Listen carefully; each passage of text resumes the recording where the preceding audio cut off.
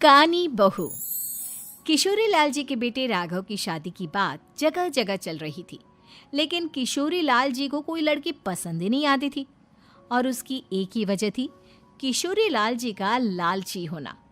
उनको लड़की वालों से मोटा दहेज चाहिए था और इसी चक्कर में एक दिन वो एक बहुत पैसे वाले के घर अपने बेटे का रिश्ता लेकर पहुंचे। उस आदमी का नाम था ओम प्रकाश।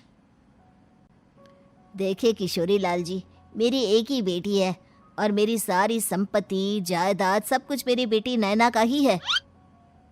पापा, नाम से लगता है बहुत खूबसूरत होगी। कितना अच्छा नाम है ना, नैना। ओ, वैसे बात तो सही है आपकी। अब इतना पैसा है, जमीन जायदाद है, इकलौती बेटी, आप भी क्या करेंगे? सब कुछ उसे ही देंगे ना। बिल्कुल ठीक पहचाना आपने। बस बेटी की शादी और सारी जायदाद उसके नाम। पापा, बिना देखे हाँ कर दीजिए ना। इतना अच्छा रिश्ता फिर कहाँ मिलेगा? माला माल हो जाएंगे हम। मैं अपनी बेटी को बुलाता हूँ। अरे नहीं नहीं नहीं नहीं, आपकी बेटी का नाम नैना है, सुनकर ही लगता है बहुत सुंदर होगी। रहने दीजिए अंकल, मैं तो आपकी बेटी के नाम से ही इतना खुश हो गया हूँ कि उसे बिना देखे शादी करने को तैयार हूँ। अब तो मैं उसका चेहरा सीधे शादी के बाद ही देखूंगा। और इस तरह राघव नैना का चेहरा नहीं देखता और उससे शादी कर लेता है। शादी के बाद अपनी सुहाग रात पर जब राघव नैना का घूंघट उठाकर देखता है तो नैना की आंखें बंद थी। कितनी खूबसूरत हो तुम नैना, जरा अपनी आंखें खोलकर मेरी तरफ देखो तो सही। नहीं, मुझे शर्म आती है। अरे, मैंने तुम्हें शादी से पहले भी नहीं देखा, और अब अगर तुम आंखें खोलकर मुझे देखोगी भी नहीं तो मुझे अच्छा कैसे लगेगा? इससे पहले कि नैना अपनी आंखें खोलकर राघव की तरफ देखती, अचानक से लाइट चली गई और राघव नैना को पूरी तरह से देख भी नहीं पाया। अगली सुबह नैना राघव के लिए नाश्ता बनाकर लेकर आई। अरे ये क्या, आधा पराठा सेका हुआ है और आधा बिल्कुल कच्चा। ये तुमने क्या किया नैना?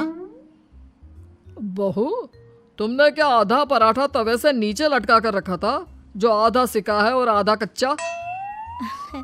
मुझे जितना दिखेगा उतना ही तो सीखूंगी ना पापा जी। जहाँ जहाँ मुझे नजर आ रहा था वहाँ मैंने सीख लिया, और जहाँ जहाँ नहीं दिखा वहाँ कच्चा रह गया होगा। इसका क्या मतलब है? ये कैसा मजाक कर रही है तुम? अरे बहू, तुमने इतना लंबा घूंघट क्यों लगाया हुआ है? देखो, हमारे घर में बहुओं को बेटी की तरह रखा जाता है, और फिर तुम तो इतना सारा माल लेकर आई हो। देखो, ये घूंघट डालकर रखने की कोई ज़रूरत नहीं है। हाँ नैना, पापा जी ठीक कह रहे हैं, तुम तो आराम से रहो, अपना ही घर समझो। नैना अचानक से अपना घूंघट उठा लेती है। अरे ये क्या पापा, नैना की तो एक आंख फूटी हुई है। नाम से नैना, लेकिन ये तो कानी बहू निकली। मेरे साथ धोखा हुआ है, धोखा। बिना दिखाए अपनी कानी लड़की मेरे संग ब्याह दी। मुझे कानी बीवी नहीं चाहिए। मुझे अभी ओम प्रकाश जी से बात करनी पड़ेगी। आखिर उन्होंने मेरे साथ ऐसा किया क्यों? अरे, आप लोगों ने ही तो पापा से कहा था कि आप लोग शादी से पहले मुझे देखना नहीं चाहते। अब मेरे पापा पर क्यों इल्जाम लगा रहे हैं? अरे लेकिन उन्हें बताना तो चाहिए था ना कि तुम कानी हो, एक आंख से तुम्हें दिखाई नहीं देता। किशोरी लाल और राघव नाराज होकर ओम प्रकाश को अपने घर बुलाते हैं। पापा जी, ये आपने क्या किया? शादी से पहले बताया क्यों नहीं कि नैना की आंखों में परेशानी है? अरे, आप ही ने तो लड़की देखने से मना कर दिया था। अरे लेकिन आप बता तो सकते थे।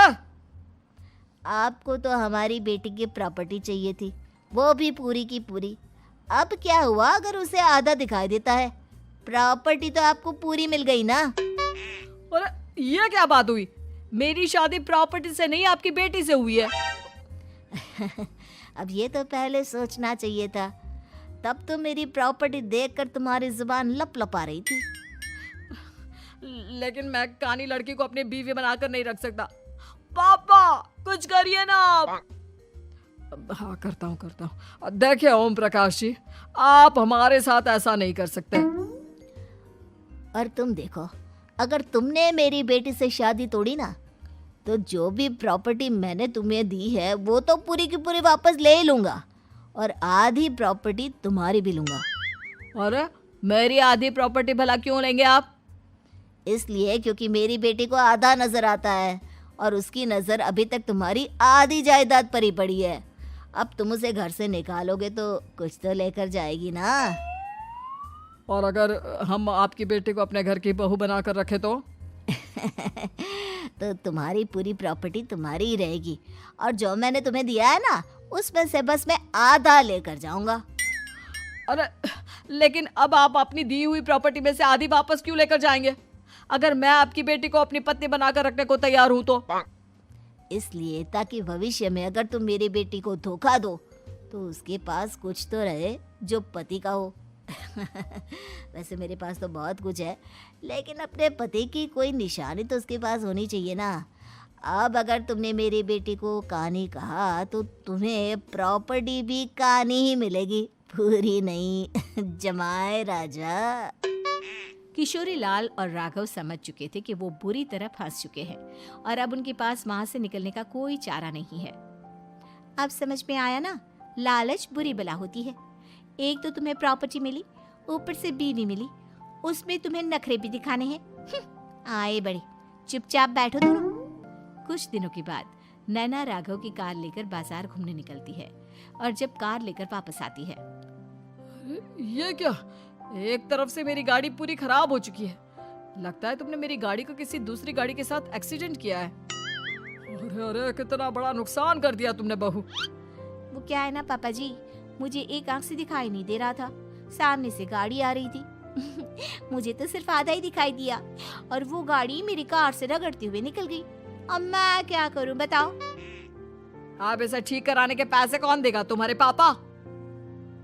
तुमने मुझसे इस तरह से बात की? अभी रुको। नैना राघव की शिकायत ओम प्रकाश को कर देती है। देखो राघव, अब जो मेरी आधी प्रॉपर्टी तुम्हारे पास थी ना, उसमें से आधी और मैं लेकर जाऊंगा, क्योंकि तुमने मेरी बेटी को डांटा। अरे नहीं नहीं पापा जी, गलती हो गई, माफ कर दो।